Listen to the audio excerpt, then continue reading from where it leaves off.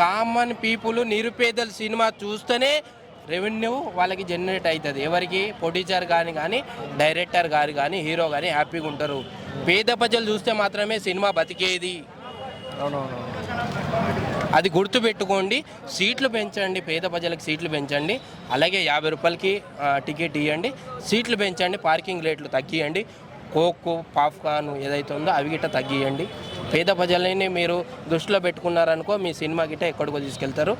మీరు happy, director happy, hero happy, అలాగే theatre వాళ్ళు హ్యాపీ, అందరూ హ్యాపీగా ఉంటారు. నేను 300 గిట్ట పెట్టే సోమత లేదన్న. నాకు నా రేంజ్ 100 రూపాయలు మాత్రమే, 50 రూపాయలు మాత్రమే. ఎందుకంటే నేను పొద్దంతా కష్టపడే వ్యక్తిని. 600 రూపాయలు రోజు నేను సంపాదించేది 600 రూపాయలు. అందులో మాకు ఫ్యామిలీ, మళ్ళీ రూమ్ రెంట్, కరెంటు బిల్లు, మా జీవన ఉపాధి మొత్తం 600 రూపాయల మీద ఉంది. సినిమాకి రావాలంటే మేము 1000 రూపాయలు పెట్టలేము. నా అంత సోమత కాదన్న. ఒక టికెట్ 3 గంటల సేపు ఒక టికెట్ 1000 రూపాయలు అంటే నా సోమత కాదన్న. అది పేద ప్రజలది. అందు గురించి ఐబొమ్మ మాకు అండగా ఉండేది. ఫ్యామిలీ మొత్తం చూడడానికి ఐబొమ్మ అండగా ఉండేది.